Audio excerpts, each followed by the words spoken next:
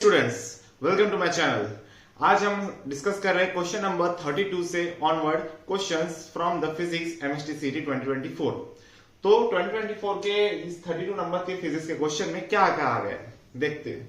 इस क्वेश्चन में कहा गया है कि एक रेक्टेंगुलर शीट है जिसमें हमें मोमेंट ऑफ इनर्शिया निकालना है about the axis of this O dash.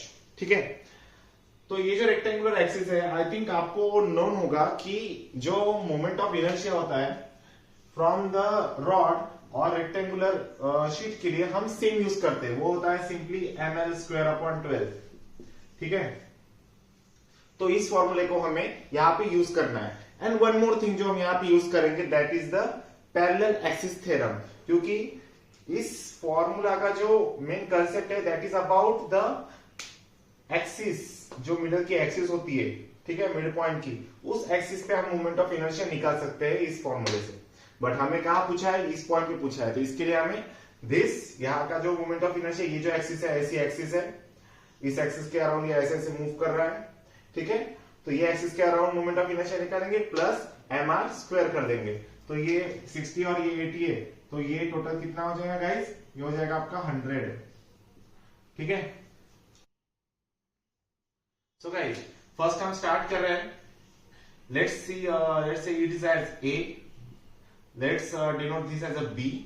ठीक है, तो हम कंसीडर कर रहे हैं कि जो मोमेंट ऑफ इनर्शिया होगा that will be m simply mass upon 12। अब इस l² की जगह क्या लिखें, तो l² की जगह पहले अपन 60 के टाइप से लेते हैं। अगर 60 सपोज लो ऐसा रॉड है हमारा हॉरिजॉन्टल 60, ठीक है, तो उसके मिड पॉइंट में कितना होगा ml² 12। ठीक है, तो यहाँ पे 60b, और सिंपली अगर ऐसा रॉड है, ठीक है, ऐसा रॉड है तो वो कैसे मूव करेगा, इस तरीके से मूव करेगा, तो वहां पर हमारा क्या हो जाएगा a80 हो जाएगा l। तो we will write a² plus b², simply, कोई टेंशन नहीं है। We can write it as m i around o। ठीक है, इस o के around m upon 12, this 60² plus 80² become 100²।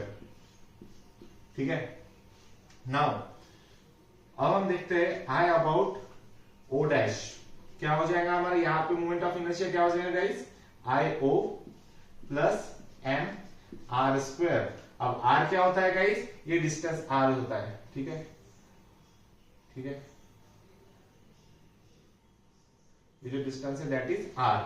ठीक है, तो कितना होगा, ये टोटल 100 है, तो ये हाफ कितना होगा 50। ठीक है, तो आई ओ कितना है हमारा m/12 100² प्लस m इंटू 50 का होल स्क्वायर।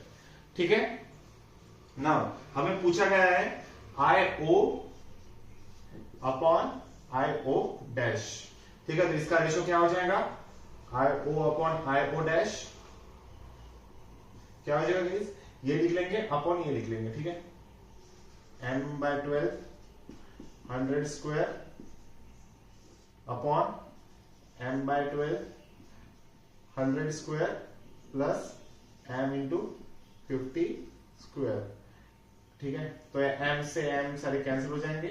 ठीक है, 12 कैंसिल मत कर देना, क्योंकि यहाँ पे 12 नहीं है, सारे अगर 12 होती डिनोमिनेटर में तो हम उसको 12 को कॉमन निकालते फिर कैंसिल करते। ठीक है, सो हमें सिंपली यहाँ पे क्या मिल जाएगा, देखो इट विल बी सिंपली 100 का स्क्वायर डिवाइडेड बाय 12 अपॉन यहां पे 100 का स्क्वायर बाय 12 प्लस 50 का square.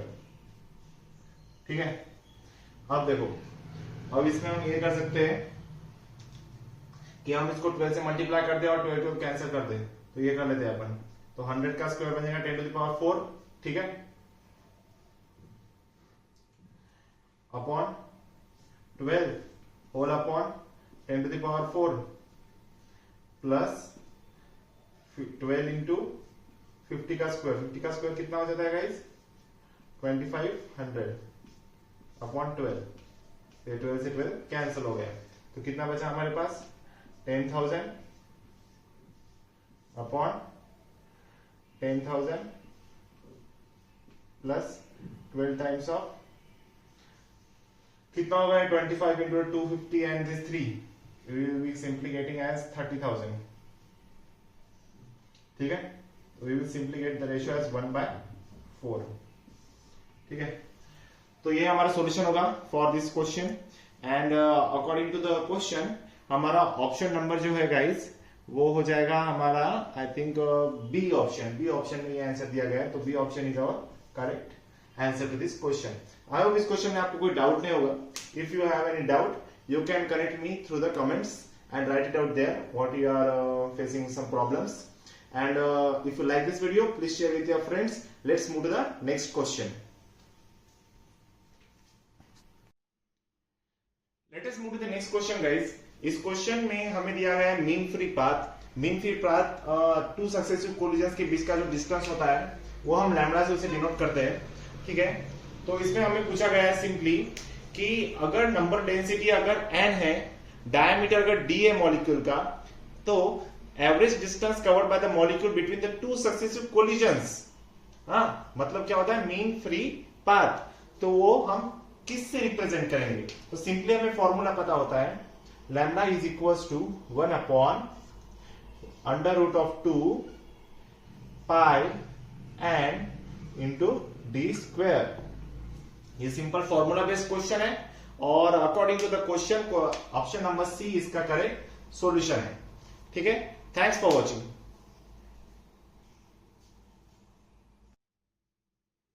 So guys let's move to the next question number 34। ये क्वेश्चन एक्चुअली बेस्ड है about the properties of the gases, जिसमें हमें एक monoatomic gas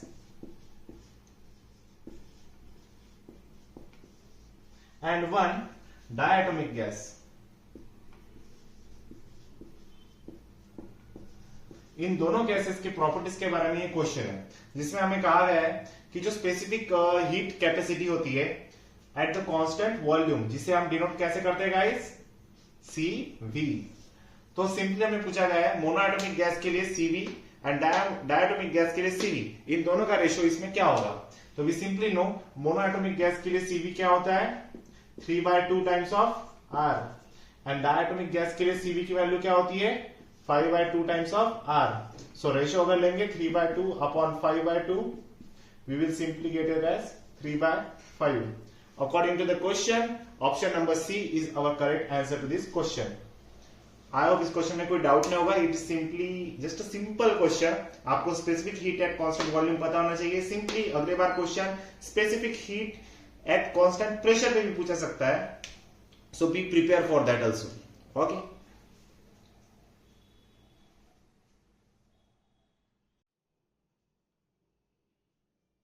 guys let us move to the next question। ये question simply based है upon AC circuit, जिसमें हमें voltage current and given है, तो उससे हमें एवरेज पावर डिसिपेट कितना हुआ होगा वो हमें फाइंड आउट करना है। तो पावर एवरेज हम कैसे फाइंड आउट करते हैं? पी एवरेज का हमारे पास फॉर्मूला होता है, that is VRMS into IRMS, ठीक है, into cos of delta theta, या फाई भी बोल सकते हैं। ठीक है, तो ये फॉर्मूला होता है। अब हमारे पास V गिवन है, I गिवन है और हमें थीटा भी गिवन है, तो हमें फाइंड आउट करना है VRMS एंड IRMS। ठीक है, तो VRMS कैसे फाइंड आउट करते हैं? VRMS equals to V0 upon √2। अब यहाँ पे V0 क्या है? This is the V0। V voltage को इस तरीके से रिप्रेजेंट किया है, ठीक है, तो इसको हम ये जो फर्स्ट टर्म होता है ये साइन के पहले वाला, दैट इज 100, ये हमारा V0 होगा। Similar in similar way IRMS के लिए I0 अपॉन √2, ठीक है, तो V0 अपॉन √2 कितना हो जाएगा 100 अपॉन √2, और यहाँ पे IRMS कितना हो जाएगा, I0 कितना, ये भी 100, बट ये मिली एम्पियर में, so keep in the mind into 10⁻³ हमें करना होगा डिवाइड बाय √2। तो सिंपली हम यहाँ पे लिख सकते हैं पावर कितना होगा guys, what will be power 100 upon √2 into 100, ये सिंपल क्या हो जाएगा गाइस, आई थिंक आपको ये आ जाएगा 10⁻², 10⁻³ मतलब क्या हो जाएगा 10⁻⁻1 अपॉन √2 इंटू कॉस ऑफ, ये कितना एंगल π/3 कॉमन है, तो क्या हो जाएगा कॉस π/3। ठीक है, तो कितना हो जाएगा, ये √2 बिकम 2, 10⁻², 10⁻⁻1, ये हो जाएगा 10, सो 10 upon 2 into cos pi by 3 कितना होता है, cos 60 1/2, so it will be simply become 2.5 what, क्योंकि हम ये एम्पियर में, ये वोल्ट में, तो हमारा पावर किस में आ जाएगा 2.5 what. This is the average power dissipated. I hope इस क्वेश्चन में कोई डाउट नहीं होगा। If you have any queries you can connect me through the comments, and if you like this video please share with your friends. Thanks for watching. Guys, let's move to the another question. इस question में हमें find out करना है difference in the wavelength. ठीक है, हमें 2 thresholds work function given है। ठीक है, जिसमें फर्स्ट वन है phi as a 9 electron volt, phi b as a 4.5 electron volt. इससे हमें वेवलेंथ कैलकुलेट करनी है for a and wavelength calculate करनी है फॉर b, एंड उसका हमें डिफरेंस बताना है।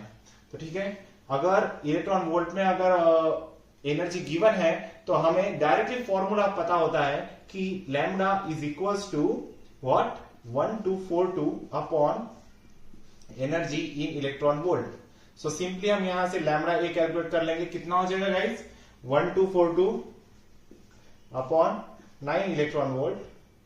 ठीक है, तो यहां से हमें आंसर किस में आएगा, हमने पहले भी क्वेश्चन में देखा था जिसमें हमें इलेक्ट्रॉन वोल्ट में एनर्जी थी, तो आंसर किस में आया था हमारा नैनोमीटर में आया था। तो यहाँ पे कितना आंसर आएगा 138 nanometre, and simply lambda B क्या हो जाएगा 1242 upon 4.5 electron volt.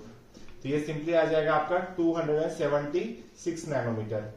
We can take delta lambda, जो डिफरेंस हमें कहा गया 276 minus 138 is equals to 138, and according to the question option number B is the correct answer to this question. I hope इस question में कोई doubt नहीं होगा। इस तरीके का क्वेश्चन हमने पहले भी डिस्कस किया है, सो आई थिंक इसमें कोई अभी डाउट नहीं होगा। अगर आपने पहले क्वेश्चन अगर फॉलो किए हैं अच्छे तरीके से, देन आई डोंट थिंक इसमें कोई डाउट होगा। Thanks for watching.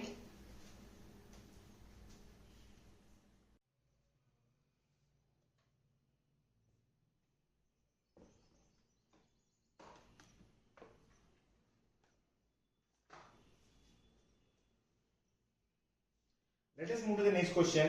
ये क्वेश्चन सिंपली बेस्ड है सेमीकंडक्टर लॉजिक गेट्स के टॉपिक पे, जिसमें हमें इस इक्विवेलेंट जो सर्किट है, लॉजिक डायग्राम है, उसका हमें इक्विवेलेंट फॉर्मेट बताना है कि एंड गेट है, और गेट है, नॉर गेट है, एक्स और गेट है जो है। Okay, so simply by our knowledge we can say ये एक नॉट गेट की तरह काम करेगा। तो ये ए है तो यहाँ पे ए बार आ जाएगा। ठीक है, ये बी है तो ये नॉट है तो यहाँ पे आ जाएगा बी बार।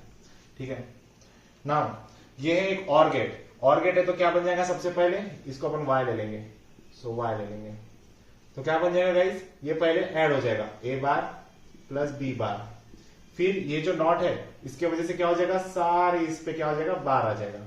ठीक है, अब Morgan's law, D Morgan's law जो हमें पता होता है कि उससे हम यहाँ पे इसे सिंप्लीफाई कर सकते हैं कि ये जो टोटल बार है ऊपर का, इस बार को हमें यहाँ पे डिस्ट्रीब्यूट करना है, तो क्या चेंजेस होगा, क्या चेंजेस होगा। तो सिंपल याद रखो, ये ट्रिक होती है। ठीक है, तो इस बार को हमें कैसे डिस्ट्रीब्यूट करें, इस बार को पहले लेके जाएंगे, इस बार को सपोज लो हमने तोड़ दिया है। ठीक है, इस बार को तोड़ दिया है तो क्या आ जाएगा, ये आ जाएगा ए बार का होल बार, और इस प्लस को चेंज कर दो इन द डॉट, और ये बी बार का क्या हो जाएगा यहाँ पर बार। ठीक है, और ये बार एंड बार क्या हो जाएगा, कैंसल, बार और बार ये हो जाएगा cancel, it simply get A dot B, and a dot b we know it is a AND product, and according to the question option number A is the correct answer to this question. I hope इस question में कोई doubt नहीं होगा। ये हम new question try कर रहे हैं ऑफ लॉजिक गेट, इससे पहले हमने ट्राई नहीं किया है। अगर कोई डाउट है please comment in the section, and if you like this video please subscribe to my channel and share with your friends. Thanks for watching.